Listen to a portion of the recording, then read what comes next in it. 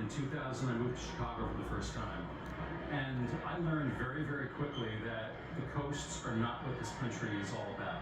There's a lot more to this country, and the only way that you really have an understanding of what this country is, what it can be, who lives here, who can add value to us, what our client base looks like, it's helpful to be places other than the coasts.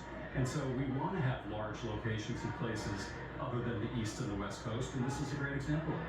And speaking of efficiency, at earnings last week, you all updated your return on tangible common equity targets, or ROTCE targets, 17 to 18% over the medium term, which is more than double what it was back in the fourth quarter of 2020. How should we think about your efficiency goals as it pertains to the use of technology or the reduction of headcount in terms of talent and workforce? Yeah. Listen, I think the way to think about it is efficiency it's two things. Efficiency is doing more with the same amount of resources. So for instance, in our technology group, when we're using AI, many of our developers are seeing 30-35% more productivity. We don't have less developers than we used to have, but we're getting more accomplished because there's so much more we want to do. In other places, we might wind up being able to do with less people in a certain area. But I always point out that if you look over time, huge amount of technological advancements over the last 20, 30, 40 years. And our company is a lot bigger today than it was. We employ more people because we figure out where we need more talent to be able to serve more of this country. And that's what we're going to do as we think about. That will be kind of the future for Wells Fargo? I think it's definitely the future. I think that what I worry about is that it's not linear.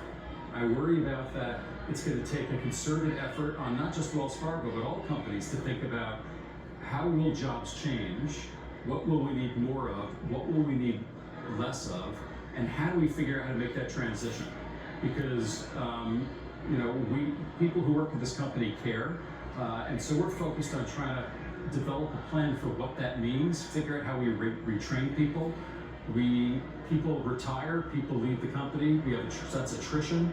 So use attrition as our friend to take people whose jobs might be changing and slot them into other jobs where they're going to continue. So as we work through this AI transition, to do it in a way which is really, really beneficial, not just for the company and our shareholders, but for the people that work here. And Wells Fargo is going through a really interesting moment as well, having that asset cap lifted. Yeah. You recently told Fortune that restricted deposits and securities to 1.95 trillion. That caused the firm to forego an estimated $600 billion.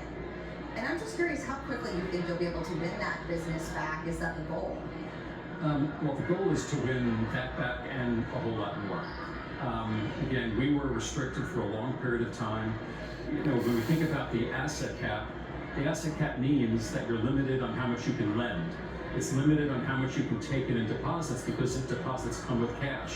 We're limited on the amount of securities financing we can do in securities inventories to facilitate customer order flow. So even though we found pockets to grow the company, which haven't relied on balance sheet, now all of our businesses to compete on a much more level playing field. And we've got significant aspirations on where we want to go from here because we can compete on an equal playing field. But the real key is we think that the value of the franchise that we have, the scale, the breadth, the depth of what we have, the quality of the people, the brand, we think it's we're going to be a really formidable competitor in all the businesses in which we still operate. And as I said, high aspirations, 17 to 18% ROTC is a new target for us. We've also been clear that that's not the end game. That's not best in class. And our goal is to be best in class, but to achieve best in class returns while we're investing significantly. Because you can underinvest, have strong returns for a period of time, but you're just hurting the future. We want to have best-in-class returns while we're investing for the future, so we've got the ability to continue on the trajectory that we think we can be on. Yeah, it's definitely a balance.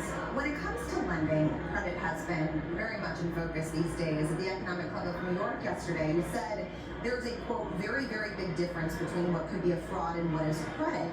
And investors I've spoken with have said that the concern is that the fraud is basically a precursor to the credit. Jamie Dimon called them cockroaches. Mark Rowan calls them late cycle accidents. What do you call them?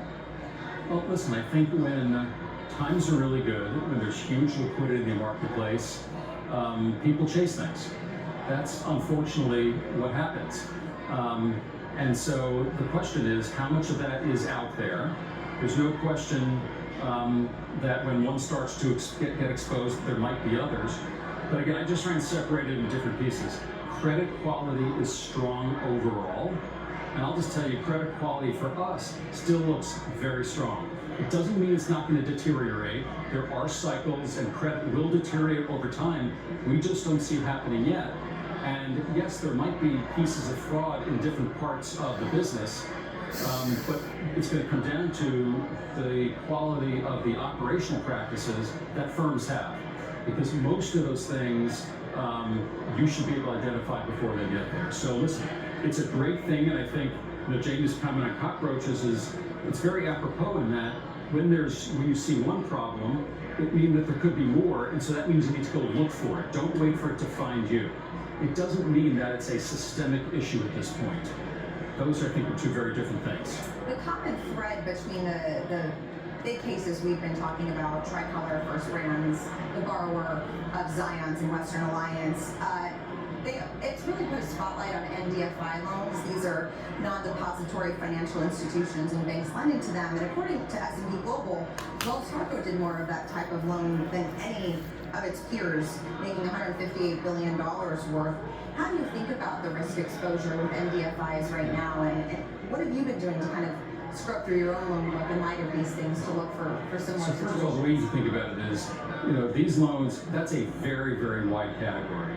So that includes lending to other public companies that are not banks, that go on and lend in asset classes that we might not want to lend to. It could be lending to funds through something called subscription finance. It could be lending to the fund itself to create back leverage. It could be lending into individual deals. Not all those things carry the same risk. We've been doing these things a very long time. And just like any other credit, the question comes down to how good are you at understanding the risks you're taking? Are you lending to the folks who you know, you understand, you trust? Are you doing the proper due diligence to make sure that the people you're lending to have the right practices? And so while it's always a prudent thing in any environment to step back and say, what can you learn from other people's mistakes? A lot of the folks you mentioned, we either didn't do business with or we did do business with and decided not to do business with after a period of time. But managing credit properly is deep in our discipline. And again, we feel very good about the lending that we do. But yes, when you see other issues, you should stop and say, don't assume it doesn't happen here. Ask if it happens here. But we haven't found it yet. Are you worried that maybe outside of Wells Fargo, that other banks are, maybe not seeing the particular risks as it pertains to NDFIs, which are seen as more indirect loans, so you don't always have the same insight into collateral and underwriting? I said yesterday, worry is a strong word. But again, I think that it's, there are a lot of really smart people outside of the banks that really understand credit. And my guess